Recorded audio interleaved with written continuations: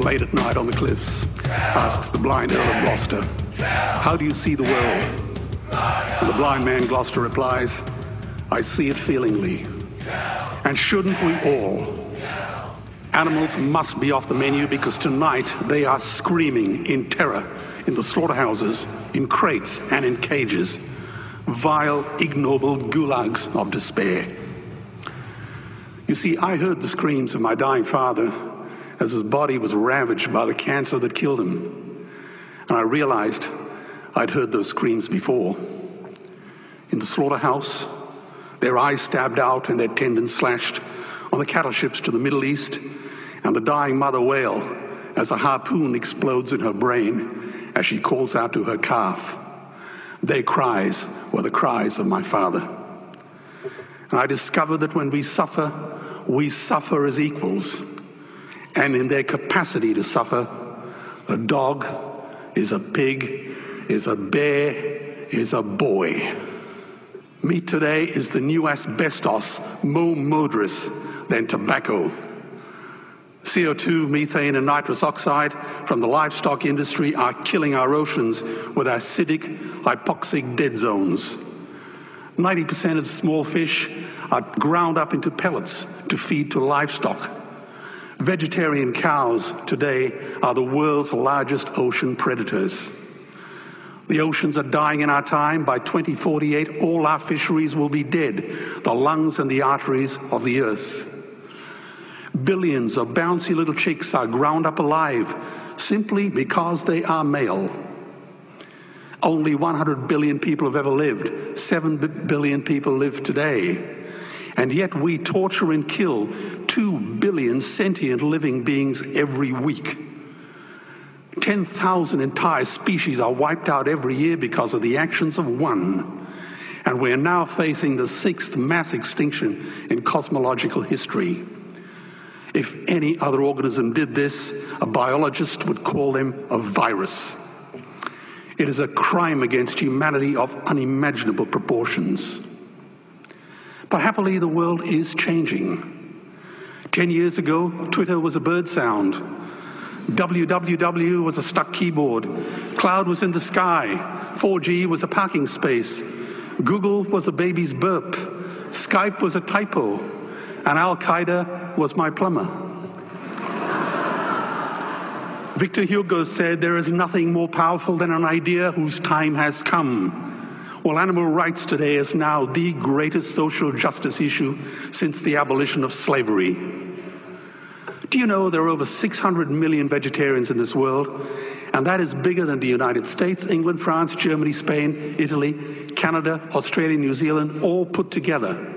If we were one nation, we would be bigger than the 27 nations of the European Union.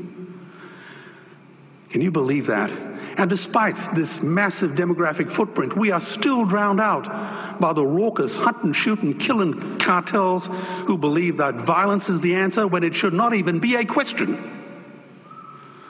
Meat kills animals, kills us, and is killing our economies.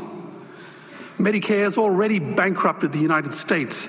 They will need $8 trillion invested in treasury bills just to pay the interest, and they have precisely zero. They could shut down every school, Army, Navy, Air Force, Homeland Security, Marines, CIA, and FBI, and they still will not have the money to pay their doctor bills. And our Cornell and Harvard say that the optimum amount of meat in a healthy human diet is precisely zero. Water, as you know, is the new oil. Nations will soon be going to war for it. Underground aquifers that took millions of years to fill are now running dry. It takes 50,000 liters of precious drinking water to make 1 kilo of beef. Today, 1 billion people are hungry. 20 million people will die from malnutrition. Cutting meat by only 10% will feed 100 million people, and eliminating meat will end starvation forever. If everyone ate a Western diet, we would need 2 planet Earths to feed us. We've only got one, and she is dying. Greenhouse gas emissions from livestock is 50% greater than transport, as Peter said. Cars, trains, buses, ships, lorries, the whole lot. And as I travel around the world, I see poor countries who sell their grain to the West while their own children starve in their arms. And the West feeds it to livestock so we can eat a steak? Am I the only one who sees this as a crime? Believe me, every morsel of meat we eat is slapping the tear-stained face of a hungry child. When I look into her eyes, do I remain silent? The earth can produce enough food for everyone's need, but not enough for everyone's greed. We are facing the perfect storm.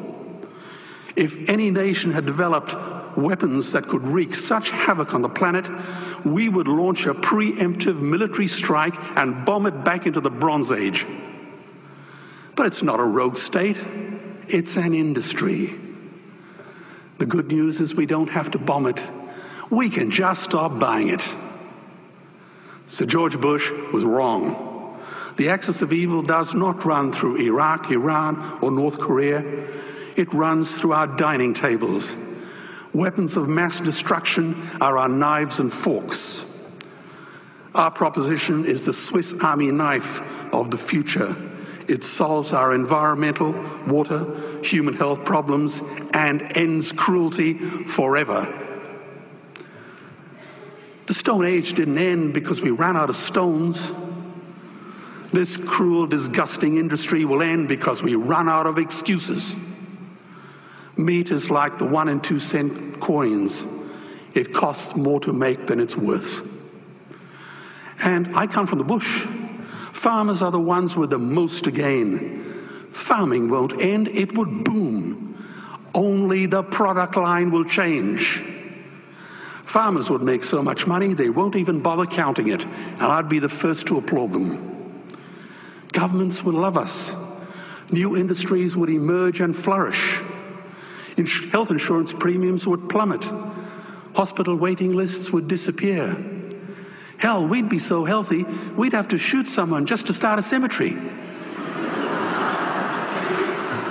So tonight I have 2 challenges for the opposition. 2 challenges. Meat causes a wide range of cancers and heart disease.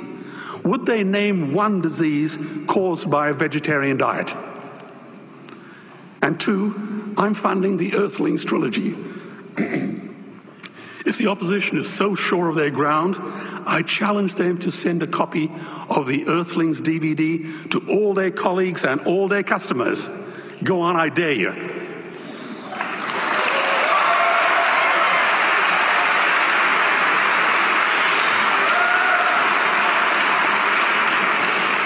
Animals are not just other species, they are other nations, and we murder them at our peril. The peace map is drawn on a menu.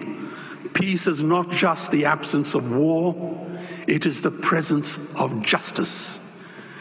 Justice must be blind to race, color, religion, or species. If she's not blind, she will be a weapon of terror. And tonight, there is unimaginable terror in those ghastly Guantanamos we call factory farms or slaughterhouses. Believe me, if slaughterhouses had glass walls, we wouldn't be having this debate tonight.